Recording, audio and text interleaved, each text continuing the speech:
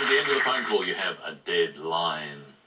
Well, David, you know, sometimes when I sit in front of a computer, I get a little confused, not all the time, but, you know, you'll type something in, or I will type something in, and I'll press a button that I'm not quite sure I should have pressed, and something will change throughout the whole document, and I will then find it very hard to sort it out. I'm not going to fix all your problems right here, Richard, but I will talk to you about the Cupertino effect because it actually fits that description to a degree. Cupertino, how do you spell that? We should spell it because this is all about spelling. It's a cap C Upertino. And it's a small town. In fact, it's the heart of the Silicon Valley in California. And the reason the Cupertino effect kicks into play, what it is the word corporation.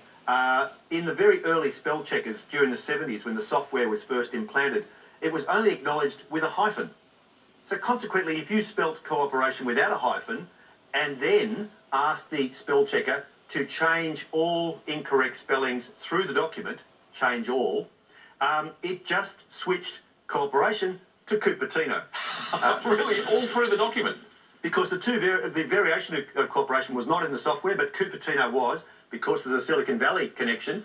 So consequently, there are all these high-flying defence documents during the 70s that still exist that are talking about international Cupertino between our allies. And the Cupertino effect still is with us because it's any time a spell checker, you rely on a spell checker to make a change on your behalf without ushering it through, and it just automatically changes it and creates a completely different meaning. So, for example, I mean, obviously letters and numbers are proper words with no problems, but let's say if you had letters and numbers, the sort of thing that Cupertino effect would do would be... Well, with a single T and maybe you missed the M, it might say litters and nabbers. And your name, for example, if you misspelled it, it might recognise Richard Moccasin. And Lily, through the Cupertino effect, would be Lilo Serenade. Oh, well, that's actually quite attractive, isn't it, really? What about you, David? Well, I would be Daffodil Asteroid. We shall always think of you that way. Thank you, David. Let's have a look at these scores now. Selena is on 15. Jacob is on 23. I think we should head for some more letters with no Cupertino effect. And, Jacob, you should choose them. Can I start with a vowel this time, Lily? Thanks, Jacob. I. And another vowel. E. And a third. Another I. And a consonant, please. N. And another consonant. D. And a third consonant. M. And a fourth. Z. And a nicer consonant. How about R?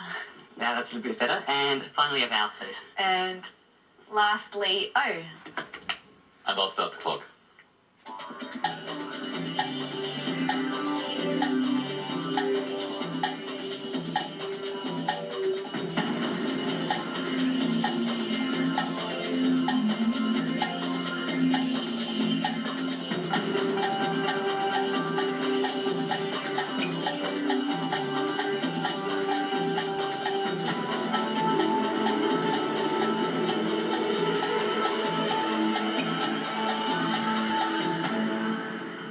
Well, Jacob, you didn't like that Z, but did you manage to sideline it? How many did you get? I did sideline it. I got a 6. 6. Sounds good. Selena? I also had 6. Let's begin with yours, please. I had remind. And yours, Jacob? Minder. Minder. very mental answers. That old RE trick of, you know, put it at the front or put it at the back. They're both good. Good 6s, well played. And I played with the ED, which is the other popular suffix, with minored, as in you minored in music, or minored in maths. M-I-N-O-R-E-D for 7. Good work, David. Well done to Selena and Jacob. 6 points each. More letters, and Selena, your turn this time. Lily, may I please start with a consonant? You may. Let's start with P. And another consonant, please. F. And another. T. And another, please. L. And a vowel, please. E. And another vowel. A. And another vowel, please. O. And a consonant, please. T. And another vowel, please. And lucky last, A. Thanks, Lily. Here's 30 seconds.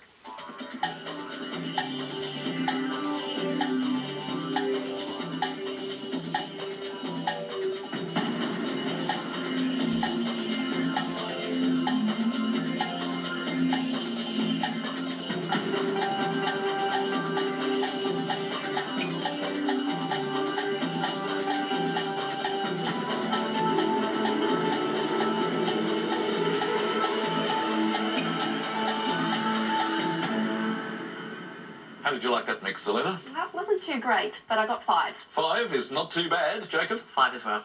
Let's start there. Plate. Yours, Selena? Pleat. Pretty close, David, but, you know, 2 nice 5s. Good 5s. And in fact, I think if we had a letters and numbers uniform, it would involve a beanie, because that always comes up. And the other word that comes up is paletot. P-A-L-E-T-O-T, which is a loose outer garment from the French. Excellent work.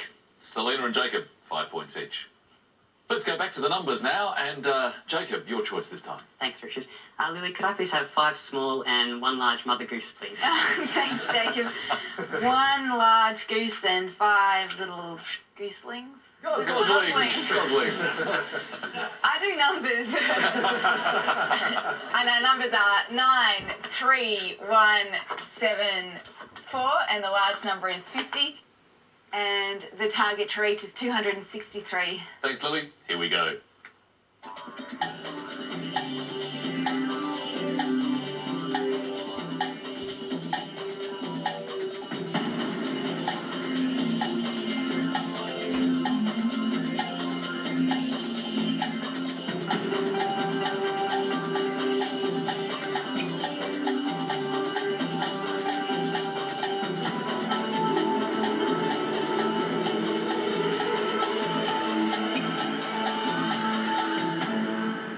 Well, Jacob, we started off with some fairly straightforward numbers. I think that probably wasn't too bad either, was it? It wasn't too bad. Now I got 263. And you, Selena? I also had 263. All right, Jacob, take us there, please.